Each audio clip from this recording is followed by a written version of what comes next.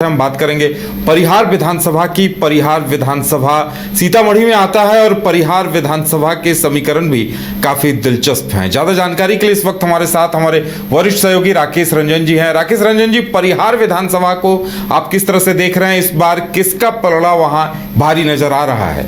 यह पलड़ा तो जब एक बार उम्मीदवार घोषित हो जाएंगे फिर समीकरणों का आकलन करके बेहतर तरीके से बताया जा सकेगा, लेकिन फिलहाल हम परिहार विधानसभा सीट को स्कैन करते हैं। यहाँ का जातीय समीकरण क्या है और वो किसको मदद करते हुए दिखते हैं, इस पर हमारी बातचीत होगी। देखिए, जो परिहार विधानसभा है वो एक सीमाई इलाका है, नेपाल से सटा हुआ है और जो बिहार का जो राजनीतिक मानचित्र है उस पर अंकित हुए परिहार को बहुत समय नहीं हुआ है। यह 2008-9 में जो परिसीमन हुआ था उसके बाद 2010 में यहाँ पर पहली बार विधानसभा का चुनाव हुआ। उससे पहले परिहार विधानसभा का क्षेत्र जो है वो आपको सोनबरसा विधानसभा क्षेत्र के अंतर्गत आता था। तो परिहार विधानसभा सीट का जो राजनीतिक इतिहास है वो फिलहाल इतना ही है, लेकिन इसके आंकड़ों तक हम पहुंचेंगे। लेकिन यहाँ का जो राजनीतिक समीकरण है परिहार का, अगर आप उसे देखिए तो यहाँ पर एक जातीय गोलबंदी तो दिखती ही है, लेकिन वो थोड़ी दूसरे तरह की है। और इसके साथ ही यहाँ पर धार्मिक जो है एक राजनीतिक समीकरण वो भी बनता हुआ दिखता है। यहाँ पर मुस्लिम वोटर्स की संख्या बहुत अच्छी है।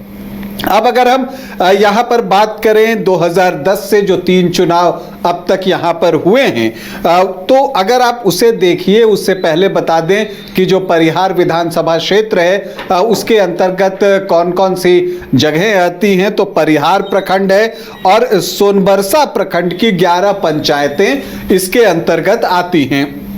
2010 में जब पहली बार परिहार विधानसभा सीट पर चुनाव हुआ तो राम नरेश प्रसाद यादव चुनावी मैदान में उतरे थे और उनके सामने आरजेडी से थे दिग्गज नेता जो कि आरजेडी के पूर्व अध्यक्ष रह चुके हैं, वो पूर्व मंत्री भी रहे हैं और जो रामचंद्र पूर्वे हैं वो विधान परिषद में उपसभापति तक का पद सुशोभित कर चुके हैं। तो वैसे कद्दावर नेता यहाँ पर राम नरेश प्रसाद यादव के सामने चुनावी मैदान में थे।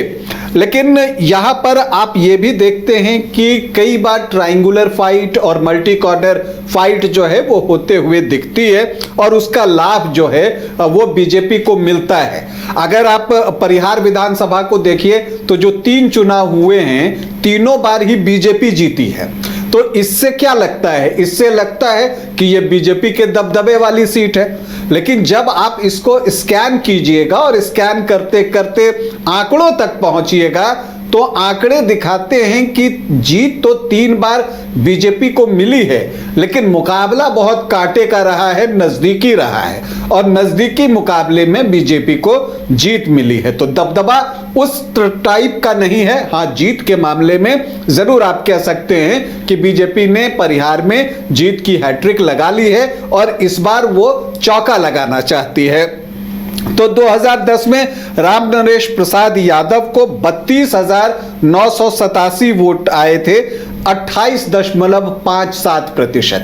ये वोट बहुत नहीं होते अगर आप प्रतिशत में जाइए तो, लेकिन जैसा मैंने आपको कहा कि जो मल्टी कॉर्नर फाइट होती है तो उसका फायदा जो है यहाँ राम नरेश प्रसाद यादव को मिला, क्योंकि रामचंद्र पूर्वे को 28,769 मतलब लगभग 25% के आसपास जो है वोट आए और मोहम्मद परवेज आलम कांग्रेस के उम्मीदवार थे, वो 20,388 वोट ले गए, 17.66% वोट। और महेंद्र सिंह यादव निर्दलीय चुनाव लड़ रहे थे, उन्होंने 13,535 वोट लाए, तो उनका भी मत प्रतिशत 11.73%। तो एक मल्टी कॉर्नर फाइट हुई और उसमें राम नरेश प्रसाद यादव 4,218 वोट से जीते। तो एक क्लोजली कॉन्टेस्टेड मुकाबला था ये, जिसमें कि राम नरेश प्रसाद यादव इस मल्टी कॉर्नर फाइट में जीतने में कामयाब हुए, बीजेपी से उम्मीदवार थे। जब 2015 आया तो उस वक्त जो है राम नरेश प्रसाद यादव की जो पत्नी है गायत्री देवी, उनको बीजेपी ने टिकट दिया और वो चुनावी मैदान में उतरी। लेकिन उनके सामने एक बार फिर कद्दावर नेता रामचंद्र पूर्वे फिर से आरजेडी का लालटेन लेकर खड़े थे। लेकिन अभी भी आप देखिएगा तो यहां पर जो फाइट हुई वो दो आमने सामने की तो थी, लेकिन दो और प्रत्याशी भी ठीक ठाक वोट ले गए और उसकी वजह से गायत्री देवी को फायदा हुआ। गायत्री देवी को आए 66,388 वोट, मतलब कि 40.72% वोट, और रामचंद्र पूर्वे को मिले 62,371 वोट, मतलब 38.25% वोट। लेकिन बीएसपी की नीलम यादव 6,794 वोट लेकर आती हैं, वो चौथी पोजीशन पर रहती हैं 4.17%, और सरिता यादव जो है वो भी 8,005 वोट ले आती हैं, लगभग 5% के आसपास। तो ये जो वोट कटे उसका नुकसान हुआ और गायत्री देवी आराम से जीती, लेकिन मुकाबला एक बार फिर करीबी था, 4,017 वोटों की जीत थी। इसके बाद 2020 में गायत्री देवी जो है फिर से चुनावी मैदान में उतरती हैं और उनको टिकट देना बनता भी था, क्योंकि 2015 में तो महागठबंधन बना हुआ था जिसमें जेडीयू, आरजेडी, कांग्रेस तीनों दल शामिल थे। बावजूद इसके उन्होंने जीत हासिल की, तो ये एक बड़ी उपलब्धि थी यहां पर गायत्री देवी के लिए।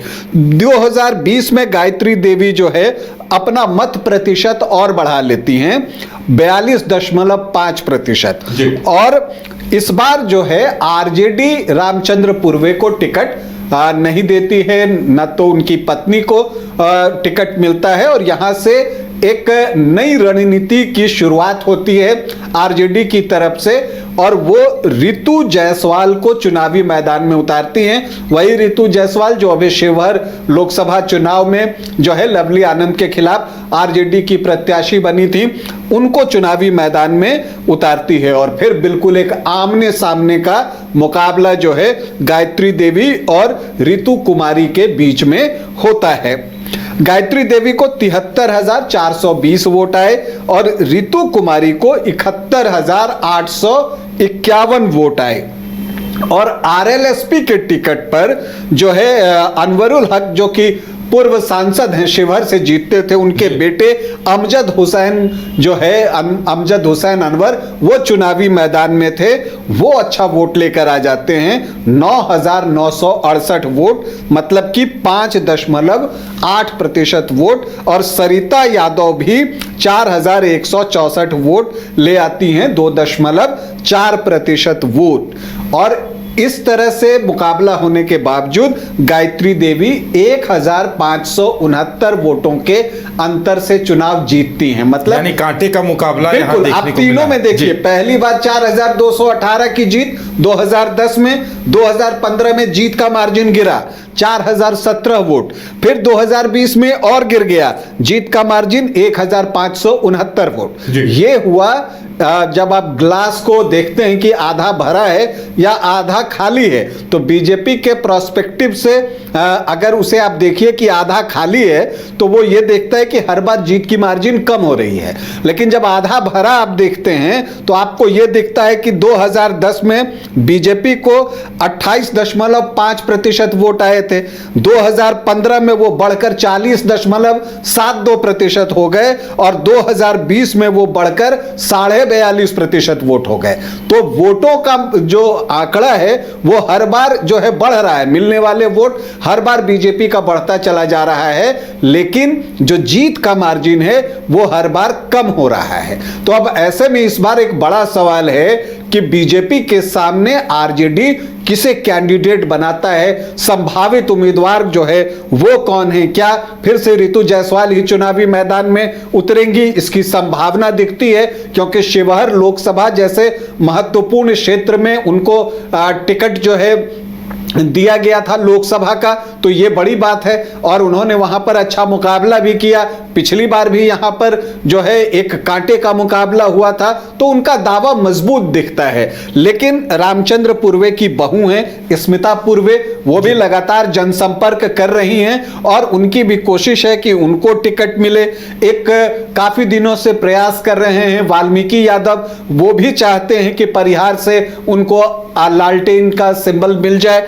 इसके अलावा एक संजय प्रमुख हैं, वो यहां से चुनाव लड़ना चाहते हैं और मुस्लिम कैंडिडेट हैं गौहर समी, वो भी चाहते हैं कि उनको आरजेडी से टिकट मिले। और जहां तक एनडीए की बात है तो गायत्री देवी चूंकि पिछले 2 चुनाव जीत रही हैं, उनके पति उससे पहले जीते थे, तो वो एक चांस जो है वो और चाहेंगी और वो चाहेंगी कि उनकी हैट्रिक लगे और बीजेपी की जीत का चौका लगे। तो अब ये देखना है कि उन्हीं को मिलता है या और भी जो कुछ प्रत्याशी हैं, आशुतोष कुशवाहा, जेपी राय, ये जो भी प्रयास कर रहे हैं तो उनको क्या टिकट मिलता है। या एक और चीज है कि अमजद हुसैन अनवर जो कि अनवरुल हक के बेटे हैं, वो किस पार्टी से चुनाव का टिकट चाहते, क्योंकि उदय जी ये एक बात याद रखनी है कि गठबंधन प्रमुख 2 ही है, एक महागठबंधन और एक एनडीए, लेकिन प्रत्याशी जो हैं प्रमुख वो 2 से ज्यादा होते हैं किसी क्षेत्र में, तो तीसरे कहां जाएंगे।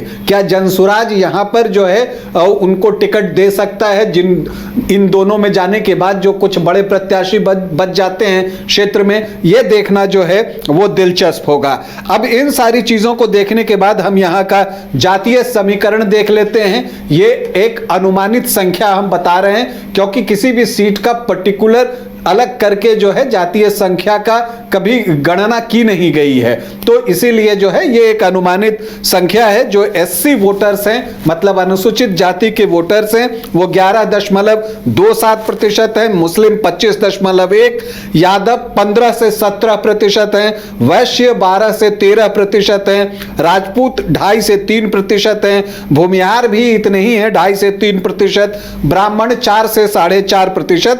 तो सामान्य जाति के अगर आप देखिए तो 9 से 10, 10.5% के आसपास वोटर होते हैं। लेकिन कोयरी कुर्मी धानुक को अगर जोड़ लीजिएगा तो उनकी संख्या अच्छी है, 12 से 14% जो है, और मल्लाह भी जो है 3-3.5% के आसपास जो हैं यहां पर हैं। लेकिन यहां पर जो अति पिछड़ी जाति के वोटर हैं वो निर्णायक होते हैं कि वो किसके साथ जाते हैं। लेकिन यहां के राजनीतिक समीकरण को अगर देखिए उदय जी तो एक दिलचस्प बात है, एमओवाई का समीकरण बहुत जबरदस्त बनता है। मुस्लिम 25.1 और यादव 15 से 17%, और दलित भी 10 से 11% है। जी हाँ, तो मैं ये कह रहा था कि एमओआई 40 से 42% है। लेकिन यहां पर जो परंपरागत जातीय समीकरण हर दल का होता है वो दरक रहा है।